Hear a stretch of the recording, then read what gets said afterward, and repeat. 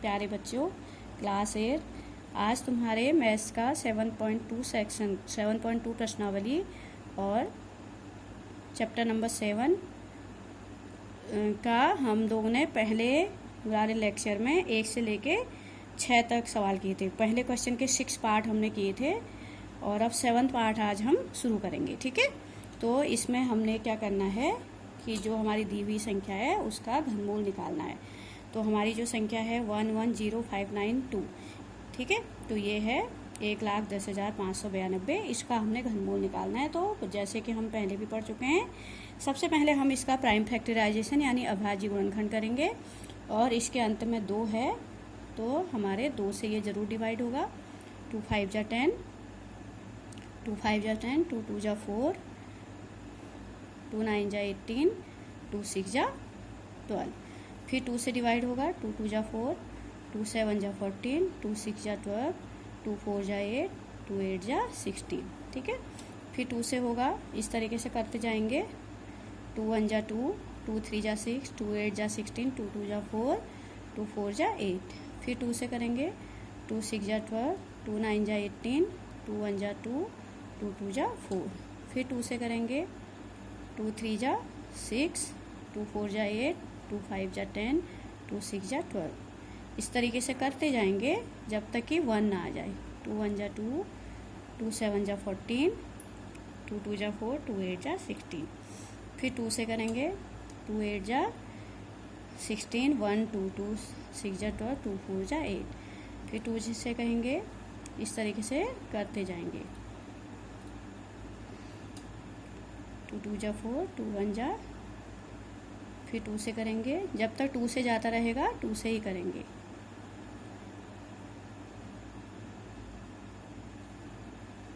अब 27 हमारा आ गया है, अब 3 से जाएगा।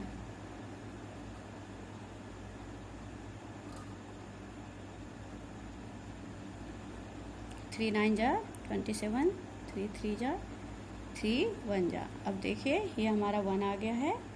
तो हम फिर अब इन सारे जो हमारे प्राइम फैक्टर हैं इनको गिन लेंगे। तो हमारा 2 कितनी बार आया है? 2 1 2 3 4 5 6 7 8 9 10 11 12 बार 2 आया है और 1 2 3 बार 3 आया है। तो हम इन खंडों को लिख लेंगे। ठीक है, तो सबसे पहले हम क्या करेंगे, इन सारे खंडों को लिख लेंगे जो कि हमारे 110592 के गुणनखंड आए। 110592 इसके जो गुणनखंड आए 12 बार तो हमारा 2 आया, सबको हम लिख लेंगे।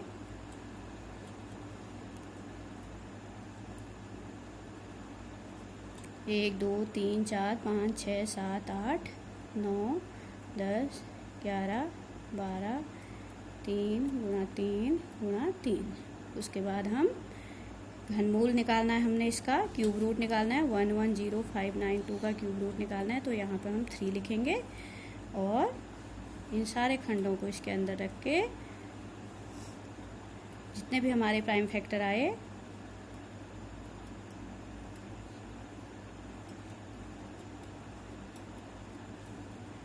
सबको हम एक साथ लिख लेंगे। ठीक है, उसके बाद हमें अगला स्टेप पता है, एक सी संख्याओं के 3 3 का त्रिक बनाएंगे।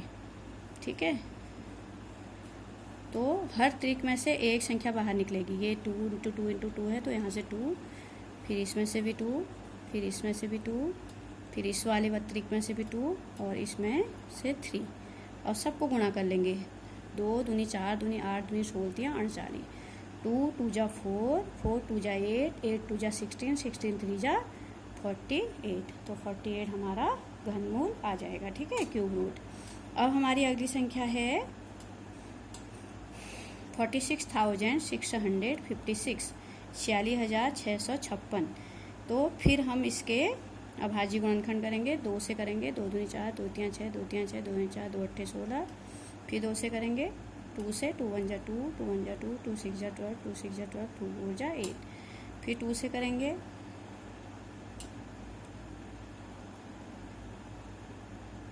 2 5 जा 10, 2 8 जा 16, 2 3 जा 6, 2 2 जा 4, फिर 2 से करेंगे।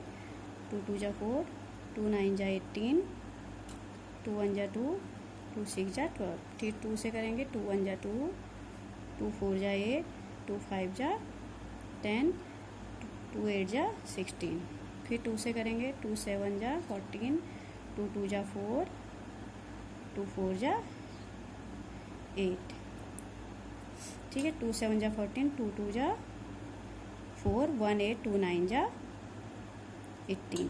अब हमारा 2 से नहीं जाएगा, अब 3 से जाएगा।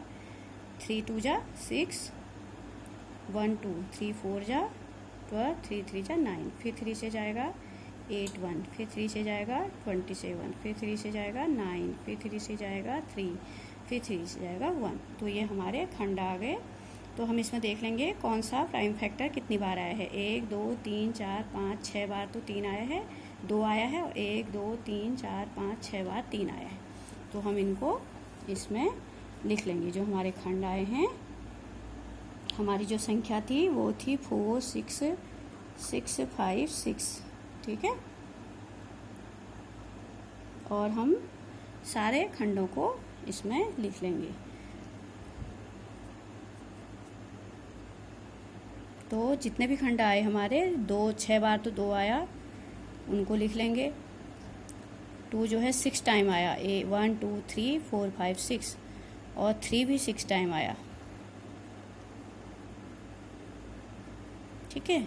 उसके बाद हम, क्योंकि हमें इसका क्यूब रूट निकालना है, तो हमारी जो संख्या है वो है 4 6 6 5 6, ये है। और इसके आगे जो भी इसके प्राइम फैक्टर आए उन्हें हम लिख लेंगे।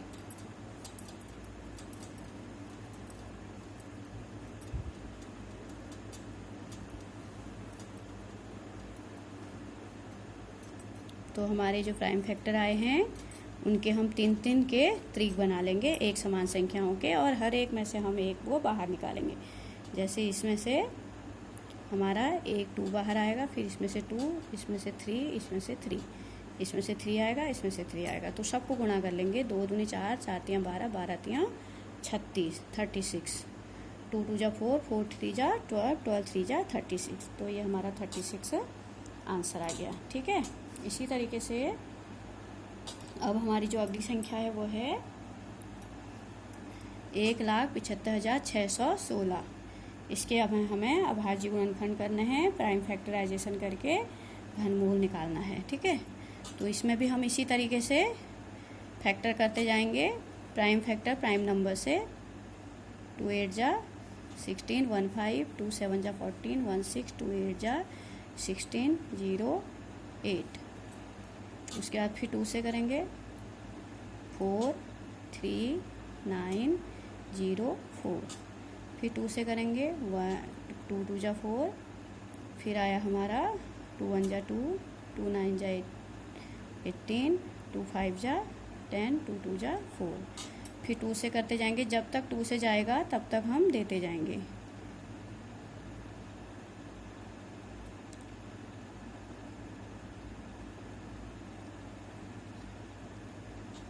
टू से देते जाएंगे। 2 5 जा 10, 2 4 जा 8, 1 7, 2 8 जा 16, 2 8 जा 16, फिर 2 से देंगे। 2 2 जा 4, 2 7 जा 4 4, ठीक है। उसके बाद फिर 2 से देंगे। 2 1 जा 2, 2 3 जा 6, 1 4, 2 7 जा 2 2 जा, फिर 2 से देंगे। 2 6 जा 12, 1 7, 2 8 जा 16 6, फिर 2 से देंगे। 2 3 जा 6, 2 4 जा 8, 2 3 जा 6, ठीक है। यहाँ तक चली जाएगा। अब उसके बाद इसमें 7 का जाता है, 7 का देंगे 4, और 6 3 9, ठीक है। फिर 7 का देंगे 7, फिर 7 का देंगे 1। इस तरीके से हम इसके प्राइम फैक्टराइजेशन करेंगे, ठीक है। अब हमारे पास आया 1 2 3 4 5 6 7 8 9 बार 2 आया, और 3 बार 7 आया। इन सब को हम एक साथ लिखेंगे, ठीक है। तो जो हमारी संख्या है वो है 175616, 175616।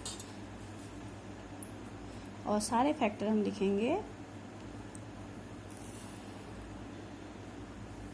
9 बार तो हमारा 2 आया, 1 2 3 4 5 6 7 8 9 और 3 बार 7 आया। ठीक है, अब हमें इसका घनमूल निकालना है 17516 का। तो इनको हम क्यूब रूट के चिन्ह के अंदर लिख देंगे सबको। ठीक है, इस तरीके के सवाल हम इस चैप्टर में बहुत सारे कर चुके हैं। अब आपको इसका आइडिया आ गया होगा। फिर हम 3-3 के त्रिक बनाएंगे एक समान संख्याओं के, और हर त्रिक में से एक संख्या को बाहर निकालेंगे। इसमें से 2 आएगा, इसमें से 2 आएगा, इसमें से 2 आएगा, इसमें से 7 आएगा। तो हमारा क्या आ गया, 2 दूनी 4 दूनी 8 7 56, 2 2 जा 4 3 जा 12 7 जा 56। ठीक है, ये आ गया। अब हमारी अगली संख्या है 91125। तो 91125 में हमें क्या करना है, सबसे पहले 5 से डिवाइड करेंगे। तो 5 1 जा 5, 4 1 5, 8 जा 40, 1 1 5 2 जा 10, 1 2 5 2 जा 10, 5 5 जा 25। फिर 5 से जाएगा, 5 3 जा 15, 3 2 5 6 जा 2 2 5 4 जा 5 5 जा। फिर 5 से जाएगा। ठीक है, 5 से जाएगा तो 5 7 जा 35, 1 4 5 2 जा 10 और 4 5 5 9 जा। अब आगे आपको पता है इसमें 3 का जाता है। 3 1 जा 3, 3 2 जा 6, 3 4 जा 12, 3 3 जा 9। फिर 3 से जाएगा 81, फिर 3 से जाएगा 27, फिर 3 से जाएगा 9, फिर 3 से जाएगा 3, फिर 3 से जाएगा 1। तो हमारे जो भी फैक्टर आए हैं हम उनको यहाँ लिख लेंगे। ठीक है, तो हमारी जो संख्या थी 91125 थी, इसका हमने क्यूब रूट निकालना है। तो सारे फैक्टर को इसमें लिख लेंगे। तो हमारा आया 5 × 5 × 5, 3 बार 5 आया था और 6 बार 3 आया था। ठीक है, तो 6 टाइम हमारा 3 आया था। 3 × 3 × 3 × 3 × 3 × 3। हर त्रिक में से हम एक संख्या को बाहर ले लेंगे। तो यहाँ से 5, यहाँ से 3, यहाँ से 3, तो 5 या 15 या 45, 5 3 जा 15, 3 जा 45। ठीक है, ये हमारा घनमूल आ गया। अब हमारा इसका दूसरा सवाल है कि बताइए कि स्टेटमेंट सत्य हैं या असत्य हैं, ट्रू एंड फॉल्स। तो किसी भी विषम संख्या का घन सम होता है, कह रहे हैं कोई भी विषम संख्या हो तो उसका घन सम होता है। ठीक है, तो इन्हें हमें बताना है कि ये ट्रू हैं या फॉल्स हैं। ठीक है, तो सबसे पहले हम क्या करेंगे, कोई भी विषम संख्या हम उदाहरण के लिए ले लेते हैं और उसका घन निकालते हैं। जैसे 9 है, 9 एक विषम संख्या है। अगर हम 9 का घन निकालते हैं तो 9 को 3 बार गुणा करेंगे। तो 9 9 81 गुणा 9, तो 9 एकम 9, 9 8 72। तो कोई भी विषम संख्या होती है तो उसका जो घन होता है वो विषम होता है, ये कह रहा है। लेकिन हमारा देखा आपने, ये 9 विषम संख्या है और इसका घन भी क्या आया, विषम आया। तो इसका मतलब है कि किसी भी विषम संख्या का घन सम होता है, कह रहा वो ऐसा नहीं है। जो विषम संख्या होगी, जो भी संख्या विषम होगी उसका घन भी विषम होगा, ना कि सम। तो ये हमारा स्टेटमेंट क्या है, असत्य, फॉल्स। ठीक है, ये मैं तुम्हें उदाहरण से समझा रही हूँ कैसे। कोई भी विषम संख्या ले लो, उसका घन करो तो आपका विषम आया, ना कि सम आया। ठीक है, तो ये फॉल्स है। उसके बाद है अगला स्टेटमेंट हमारा है, अगले स्टेटमेंट में हमसे ये पूछा गया है कि एक पूर्ण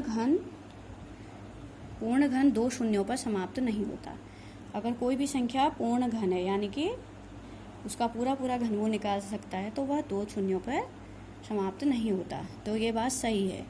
जैसे 1000 है, 1000 का घनमूल 10 होता है, लेकिन 100 जिसके अंत में कितने हैं, 2 शून्य हैं, तो इसका घनमूल नहीं निकलता है। ठीक है, तो कोई भी संख्या होगी अगर वो पूरी पूरी उसका घनमूल तभी निकलता है जब उसके अंत में 3 जीरो हों, विषम जीरो हों। अगर सम जीरो यानी 2 जीरो हैं तो पूर्ण घन नहीं होती है। ठीक है, अगर कोई भी संख्या ले लो आप, 200 ले लो, 100 ले लो, 500 ले लो, उसका घनमूल नहीं निकलता, यानी कि वो पूर्ण घन नहीं होती। तो पूर्ण घन संख्या कौन होती है? जिसके अंत में 2 जीरो नहीं होते, जिसके अंत में 3 जीरो होते हैं। जैसे 1000 ले लो, वो पूर्ण घन हो भी सकती है जिसके अंत में 3 जीरो है, और नहीं भी हो सकती है। लेकिन जिसके अंत में 2 जीरो हैं वो कभी भी पूर्ण घन नहीं होती। एक पूर्ण घन संख्या 2 शून्यों पर समाप्त नहीं होती है। ठीक है, ये स्टेटमेंट में कह रहे हैं कि एक पूर्ण घन संख्या 2 शून्यों पर समाप्त नहीं होती, यानी कि जिस संख्या का पूरा पूरा घनमूल निकाला जा सके उसके अंत में 2 जीरो कभी नहीं होते। तो ये बात सही है। ठीक है, ये सत्य है, ट्रू, क्योंकि जिसके अंत में 2 जीरो होते हैं उसका पूरा पूरा घनमूल नहीं निकलता। 1000 का घनमूल हमने निकाला वो 10 होता है, लेकिन 100 का पूरा पूरा घनमूल नहीं निकलता। ठीक है, उसी तरीके से अगला स्टेटमेंट है, यदि किसी संख्या का वर्ग 5 पर समाप्त होता है तो उसका घन 25 पर समाप्त होता है। ठीक है, ऐसा कह रहे हैं, यदि कोई संख्या का वर्ग 5 पर समाप्त होता है तो उसका घन 25 पर समाप्त होता है। तो ऐसा भी ज़रूरी नहीं है। ठीक है, क्योंकि जब हम कोई भी उदाहरण ले लें, जैसे 15 ले लें, 15 का जो वर्ग है, 15 का वर्ग वो होता है 225। ठीक है, 225 होता है। ये तुम्हें समझाने के लिए मैं बता रही हूँ। जो 15 का वर्ग होता है यानी कि स्क्वायर होता है वो 225 होता है। लेकिन अगर हम 15 का क्यूब करें यानी कि 15 का घन करें तो हम 3 बार 15 को आपस में गुणा करेंगे तो 15 225 होता है। और इसमें जब हम 15 से गुणा करते हैं तो इसके अंत में 25 नहीं आता, जबकि वो कह रहा है कि यदि किसी संख्या का वर्ग 5 पर समाप्त होता है, जैसे 15 है, 15 का वर्ग 5 पे समाप्त हो रहा है तो उसका क्यूब जो है वो 25 पे समाप्त होगा। लेकिन ऐसा नहीं होता है, इसलिए ये फॉल्स है, असत्य है। ठीक है, फॉल्स। आप इसको करके देखोगे तो आपको पता लगेगा कि 15 का जो होता है वो क्यूब होता है 3375। आप इसको मल्टीप्लाई करोगे 225 को 15 से तो 3375 होता है। तो ये क्या 25 पे समाप्त हुआ? नहीं हुआ। ये कितने पर समाप्त हुआ है? 75 पे, 75 पे समाप्त हुआ है। 75 पे समाप्त हुआ है, ना कि 25 पे। जबकि स्टेटमेंट में वो क्या कह रहा है, यदि किसी संख्या का वर्ग 5 पर समाप्त होता है, जैसे 15 है, 15 का वर्ग 5 पे समाप्त हो रहा है तो उसका घन 25 पे समाप्त होता है कह रहा। लेकिन घन 15 का ही हमने घन निकाला तो 75 पे समाप्त हो रहा, ना कि 25 पे, इसलिए ये असत्य यानी फॉल्स स्टेटमेंट है। उसके बाद हमारा अगला है, ऐसा कोई पूर्ण घन नहीं है जो 8 पर समाप्त होता है। तो ये भी असत्य है। ठीक है, ऐसा कोई पूर्ण घन नहीं है जो 8 पर समाप्त होता है। तो 8 तो स्वयं पूर्ण घन है, क्योंकि 8 का जो घनमूल आता है वो 2 आता है। ठीक है, तो इसलिए ये असत्य है।